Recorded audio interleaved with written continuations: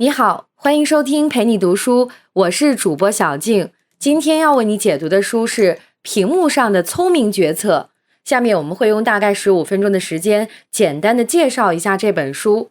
这本书有2位作者，一名叫神洛莫·贝纳茨，一名叫乔纳莱勒。神莫洛·贝纳茨是以色列人，是一位知名的行为学家。行为经济学之父理查德·泰勒曾说过，贝纳茨是我最好的合作伙伴。本书的另一位作者乔纳莱勒则是一名知名的神经学家。接下来我就为你来详细讲述书中内容。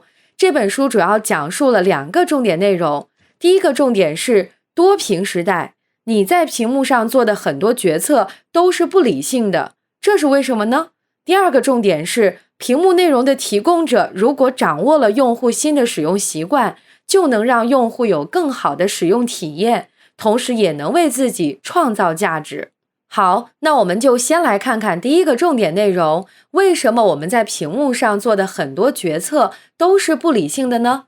有2个原因。第一个原因是屏幕上信息太过芜杂，会干扰我们做出正确的决策。第二个原因是我们在屏幕上做决策的时候，非常容易受到第一印象冲动的影响，从而进行了不理性的决策。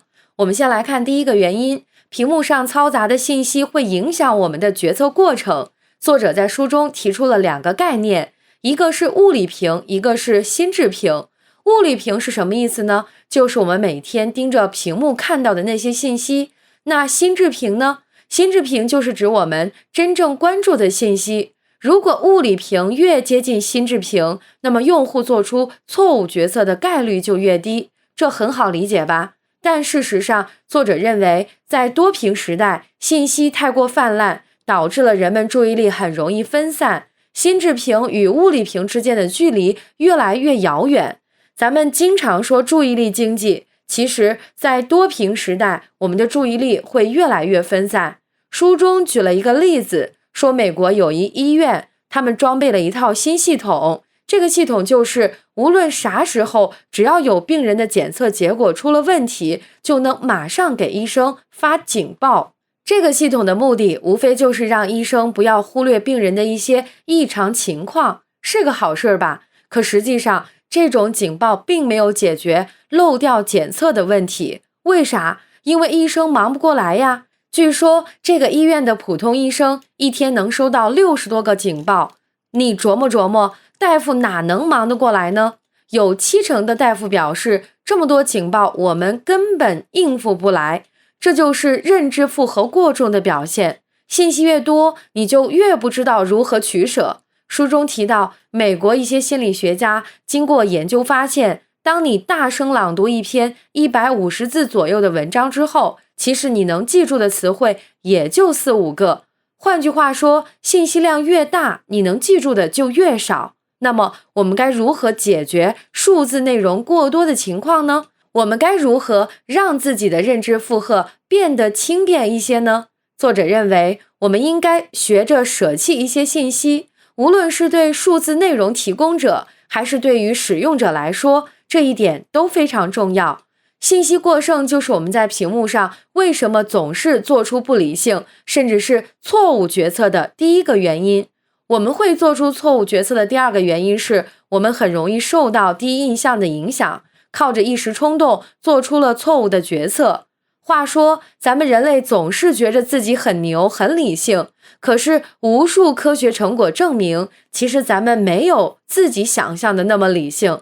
在很多时候，我们都是靠着无意识和第一印象来感知世界的，通常就凭借自己的经验和直观印象下了定论。到了多屏时代，这种凭借第一印象就做出决策的现象就越发严重。作者认为，这是因为多屏时代信息传播更加视觉化，能引导我们理性思考的文字越来越少，我们更加容易凭借第一印象或者叫一时冲动来决策。那么既然多屏时代，人们的第一印象更加重要了，内容提供者该如何应对呢？作者在书中提到，其实很多美国大型零售商会根据消费者是用电脑还是手机购物来决定是否调整价格和产品组合。比如说，家得宝超市就给手机用户提供了更多昂贵的物品选择。为啥？用户容易冲动呗，没准手一哆嗦就买了。我们可以再接着思考一下，虽然第一印象是很冲动的看法，但是我们毕竟还是做了判断的。那么这种冲动的判断是怎么做出来的呢？很简单，看美丑呗。你觉得美好的事物就容易选择，你觉得丑陋就不爱搭理，不就这么简单吗？不过话又说回来了，每个人对美都有不同的感受。作为商家或者说屏幕内容提供者，该如何了解用户的审美呢？这本书的作者援引了美国2位学者做的测试结果。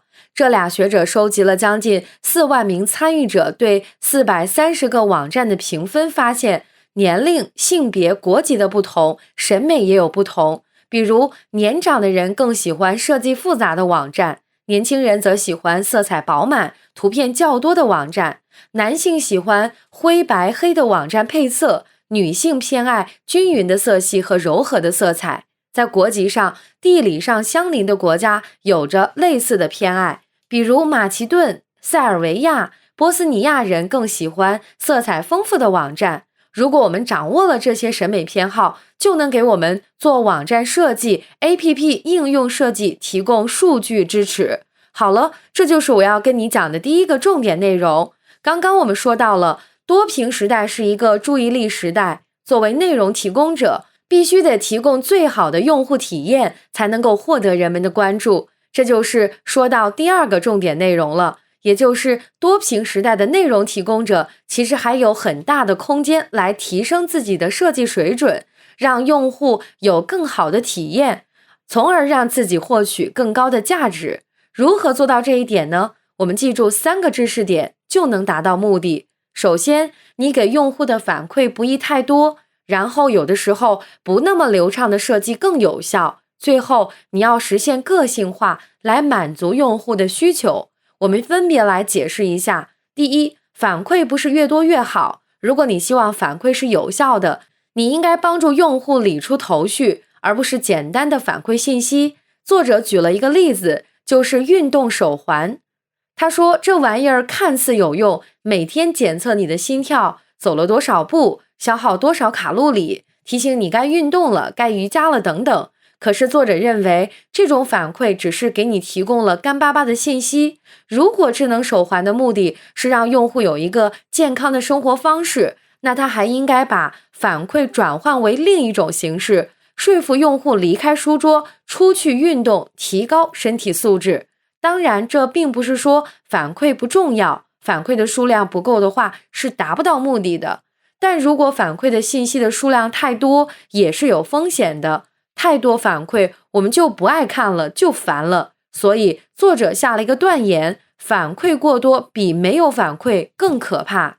作者认为，经济学家一直认为泡沫是一群傻瓜们欲望膨胀造成的，但实际上有可能是过多的反馈加剧的。比如说，以前人们买股票得给经纪人打电话才能交易，现在省事儿了，你打开同花顺就能看到股市行情，接受反馈，而获取反馈相对容易了很多。你就总是看到股票在跌，就是这个道理。好，那么作为内容提供者，我们到底该如何有效的不让人反感的给用户反馈信息呢？作者提及了能帮助用户做决策的反馈应该遵循7个原则，我们来简单描述一下。原则1，要找准时机，比如关于手机游戏的反馈信息，是不是该在等车的闲暇时间出现呢？原则2，个性化，比如天气预报的应用能根据你所处的位置提供有用的信息，你一定不会反感。原则3，避免过多反馈，屏幕用户一般没有耐心从你的反馈那里分析哪些信息有用，所以信息越少越好。第4个原则，触发一种情感，这一点很重要。科学早就证实，人脑会被任何附带情绪、情感的信息所吸引，所以反馈也应该有某种情绪，而且无论是正面的还是负面的，都是有效的。原则5，反馈如果能跟行动协调起来，就会非常有效。这个很好理解，比如你用滴滴打车打不到车，如果滴滴打车反馈给你一个信息，说旁边有好几辆共享单车，路途不远，建议你骑车去，这样就是很好的反馈。原则6，平衡正负反馈。正面反馈就是你做得好，负面反馈就是你身上肉太多了，该减肥了。这两种反馈都是需要的，但要平衡好，不能偏向于一方，这样消费者才能做出正确的决策。最后一个原则，尊重证据。这个就是说要看重数据统计来判断用户的行为。好，这就是第2个重点内容的第1个要点。我们再来说第2个重点内容的第2个要点。有时候不流畅的设计是有必要的，怎么理解呢？在多屏时代，很多人认为你提供的信息越简单，用户越容易接受。其实不是这样的。适度的难度会让用户慢下来，更加谨慎的思考，获得更好的体验。我们先来看第1个实验。1985年，计算机时代刚刚敲开人类的大门，有一位美国心理学家做了一个实验。他希望通过这个实验验证一下屏幕阅读和纸质阅读到底有什么区别。这个实验也很简单，他找了20个本科学生，每个人在电脑上阅读4段文字，在纸上阅读4段文字，阅读每段文字之后都要回答一些问题，就类似于咱们小时候做的那种阅读理解。结果如何呢？结果就是这位心理学家发现屏幕阅读的速度更快，但理解能力下降了 47%。 换句话说，通过电脑屏幕阅读，你只能理解文字中不到一半的内容，而通过纸张阅读的段落，理解力基本上是 90% 左右。在此之后，还有无数心理学家、社会学家做过类似的实验，结果差别不大。纸质阅读的理解程度要比屏幕阅读更深入、更全面。结论就是在屏幕上阅读，你的理解能力就会下降，这已经成为学术界的共识。然而，心理学家们也发现，如果你让屏幕上的信息不那么流畅，用户就会获得更多，从而做出相对理性的决策。好，这就是第2个重点内容中的第2个要点。接下来我们来说第2个重点内容的第3个要点。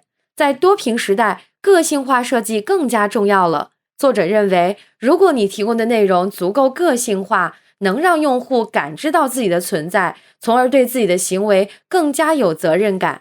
书中举了这样一个案例，你先感受一下。加州大学的学者做了一个研究，发现路边的关于环保的标语只有1/3的时间是能起到作用的。